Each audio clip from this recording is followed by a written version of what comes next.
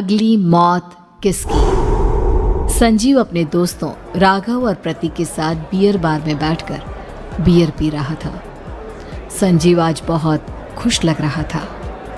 अरे यार, आज की पार्टी में तो मजा आ गया। तुम दोनों दोस्तों के साथ तो मेरी जिंदगी इतनी अच्छी है कि क्या बताऊं कितनी अच्छी है। अरे भाई, अब दोस्ती की है तो जीना मरना सब साथ में। हाँ अरे यार सुनो, जल्दी से एक बियर और ऑर्डर करते हैं ना, एक आखिरी, और उसके बाद ये जश्न यहीं खत्म हो जाएगा। अरे हाँ, क्यों नहीं। वेटर, जल्दी से 2 बियर की बोतल लेकर आओ। आज मेरे दोस्तों को जश्न मनाना है, क्यों? इतने में वहां पर एक बहुत सुंदर लड़की छोटे छोटे कपड़े पहनकर हाथ में बियर की बोतल लेकर उसके पास आती है। ये लीजिए, आपने बियर ऑर्डर की थी ना, मैं लेकर आ गई। क्या बात है यार, इस बार की वेटर तो बड़ी सुंदर है। अब बियर लेकर आई हो तो अपने हाथों से ही पिला दो ना।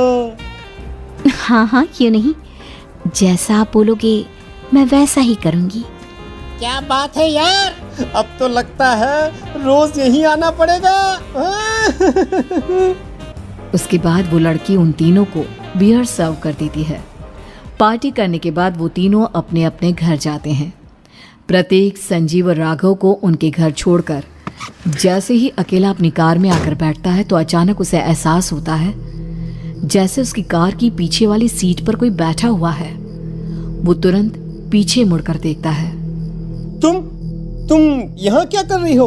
और तुम मेरी कार में कब आई? अरे तुम तो बार में वेटर थी ना। बस ऐसे ही मेरा दिल कर रहा था आपके साथ आपके घर चलने का, इसलिए मैं आपके साथ चली आई। अरे लेकिन तुम मेरी कार में आई कब? अभी कुछ देर पहले तो यहाँ पर मेरे दोस्त बैठे हुए थे। प्रतीक के इतना बोलते ही उस लड़के का चेहरा खतरनाक तरीके से बदल जाता है। उसकी आंखें पत्थर की तरह सफेद और पूरे शरीर पर नीली नीली नसें उभर आती है। गाड़ी चलाओ, पूरी स्पीड में चलाओ, और अगर तुमने गाड़ी रोकने की कोशिश भी की तो मुझसे बुरा कोई नहीं होगा। डर की वजह से प्रतीक के पसीने छूटने लगते हैं। उसका शरीर बुरी तरह से कांप रहा था।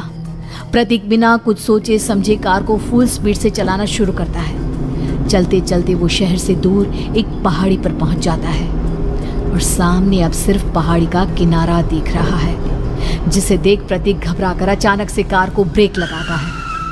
देखो देखो देखो देखो, मुझे छोड़ दो मुझे। अगर मैंने गाड़ी जरा सी भी आगे बढ़ाई तो हम दोनों नीचे गिरकर मर जाएंगे। ये तो तुम्हें पहले सोचना चाहिए था ना। अब कुछ नहीं हो सकता।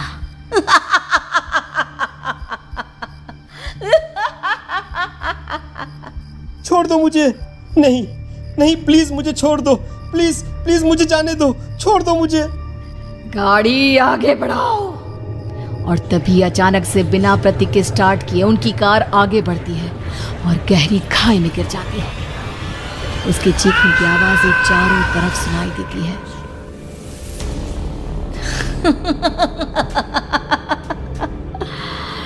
तुझे मारकर मेरे कलेजे में जल रही आग को थोड़ी शांति तो मिल गई, लेकिन अभी ये कहानी खत्म नहीं हुई। और फिर अगले दिन राघव और संजीव को पता चलता है कि प्रतीक की पहाड़ी से नीचे गिरकर मौत हो गई। अरे कल रात की तो बात है यार, हम सब बैठकर पार्टी कर रहे थे, लेकिन मेरी एक बात समझ में नहीं आ रही। राघव शहर से इतना बाहर उस पहाड़ी पर इतनी रात को क्या करने गया था? अरे यार, वही सोचकर तो मैं भी परेशान हूँ। हम दोनों को छोड़ने के बाद तो वो सीधा अपने घर जाने वाला था, और वो आत्महत्या क्यों करेगा भाई? कल रात तक वो कितना खुश था, हमारे साथ सेलिब्रेट कर रहा था। हाँ, लेकिन पुलिस ने तो यही कहा है कि प्रतीक ने अपनी कार को जानबूझकर पहाड़ी से नीचे गिरा दिया और आत्महत्या कर ली। अरे यार संजीव, मेरी तो कुछ भी समझ में नहीं आ रहा है। चल ठीक है, अब मैं अपने घर जाता हूँ। Okay bye. राघव अपने घर में अकेला था। दोपहर का वक्त था। तभी दरवाजे की घंटी बजी। कौन है? अरे 1 मिनट रुको, अभी आता हूँ। राघव ने जैसे ही दरवाजा खोला उसने देखा कि सामने एक बहुत खूबसूरत लड़की खड़ी हुई है। कौन है आप और यहाँ किससे मिलने आई हैं? देखिए ना, बाहर बारिश शुरू हो गई थी, मेरी गाड़ी खराब हो गई है। आपका घर नजर आया तो सोचा कुछ हेल्प ले लेती हूँ। क्यों नहीं, आइए ना, आइए आइए। मेरे कपड़े पूरे भीग चुके हैं, क्या आपके पास टॉवल मिलेगा प्लीज?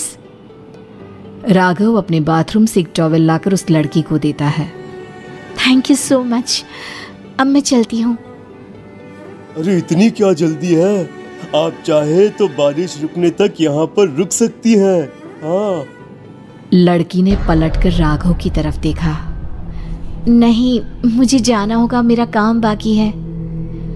और वो वहां से चली गई। उस लड़की के जाने के बाद राघव अपने बाथरूम में नहाने के लिए गया और जैसे ही उसने बाथरूम में देखा तो उसका टॉवल वहीं पर लटका हुआ था। उसने टॉवल हाथ में लिया तो देखा कि उसका पूरा टॉवल खून के धब्बों से सना हुआ है। अरे अरे ये क्या? ये टॉवल तो मैंने उस लड़की को दे दिया था। ये वापस मेरे बाथरूम में कैसे आ गया? और इस पर ये खून के धब्बे कहां से आ गए? राघव ने आईने में देखा तो उसकी गर्दन पर एक बड़ा सा चाकू का कट लगा हुआ था जिससे खून बह रहा था, जिसे देख राघव के होश उड़ गए। हाँ, अरे ये क्या? मेरी गर्दन इतनी ज्यादा कटी हुई है और मुझे दर्द भी नहीं हो रहा है। ये क्या हो रहा है मेरे साथ? राघव घबराकर बाथरूम से बाहर आया और अपना मोबाइल उठाकर उसने संजीव को फोन लगाया। संजीव जल्दी से मेरे पास आ जाओ। मुझे लगता है कुछ बहुत बड़ी गड़बड़ है, जल्दी आ जाओ। उधर से आवाज आई, लेकिन वो आवाज संजीव की नहीं बल्कि एक लड़की की थी। कुछ अजीब नहीं हुआ है, बस तुम्हारी मौत तुमसे मिलने आई थी और तुम्हें मारकर चली गई। अब तुम इस दुनिया का हिस्सा नहीं हो राघव, इसलिए तुम्हें अपनी गर्दन के कटने का दर्द भी महसूस नहीं हो रहा। नहीं, ऐसा नहीं हो सकता, ऐसा नहीं हो सकता। कौन हो तुम? तुम्हारी मौत।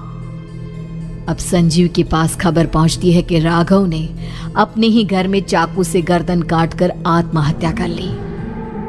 ये सुनने के बाद संजीव के होश उड़ गए।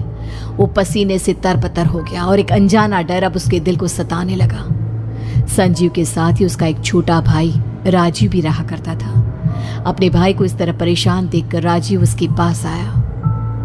अरे भैया, क्या हुआ भैया?